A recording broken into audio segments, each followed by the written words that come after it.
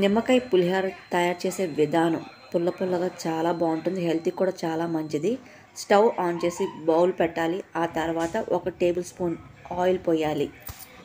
Oil వేడెక్కాక 1 tea spoon ఆవాలు వేసుకోవాలి. కొంచెం వేడెక్కి ఆవాలు చిటపట్లు ఆడాక ఆ తర్వాత 1 పల్లీలు వేసుకోవాలి. అది కొంచెం ఏగాక ఆ తర్వాత మజ్జిగ చీల్చుకున్న పచ్చిమిర్చి వేసుకోవాలి. కట్ చేయకుండా మాత్రం వేసుకుంటే పేలిపోతుంది. అందుకే కట్ చేసుకొని పచ్చిమిరపకాయలు వేసుకోవాలి. ఆ తర్వాత కరివేపాకు వేసుకోవాలి. అది కొంచెం లైట్గా ఏగాక పచ్చెనపప్పు అలాగే ఎండుమిరపకాయ వేసుకోవాలి. మీకు కారం సరిపోదు అనుకుంటే ఇంకా 2 పచ్చిమిరపకాయలు వేసుకోవచ్చు. చాలా స్లో మంట మీద అన్నీ కుక్ అవ్వాలి. ఆ తర్వాత స్టవ్ ఆఫ్ చేసేసి వండిన రైస్ని బౌల్లో వేసేయాలి. అందులోనే కొంచెం పసుపు కూడా వేసి కలపాలి. ఆల్రెడీ నేను 1 నిమ్మకాయని తీసి పెట్టుకున్నాను. అది పిండి బౌల్లో పెట్టుకొని అందులో ఉన్న గింజలను తీసేయాలి. ఆ తర్వాత అన్నం చల్లారాకే నిమ్మకాయ రసాన్ని అందులో కలపాలి.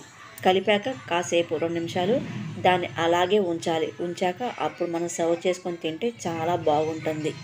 ఇలా వీక్లీ వన్స్ కానీ ట్వైస్ కానీ చేసుకొని తింటే హెల్త్కి కూడా చాలా మంచిది. ఎలాగో డైట్లో ఎప్పుడు లెమన్ వాడమని చెప్తున్నారు కాబట్టి నిమ్మకాయ రైస్ ఇలా తినడం అలాగే పిల్లలకు కూడా పెట్టడం కూడా విటమిన్ కూడా అందుతుంది. ఇది తింటే చాలా మంచిది.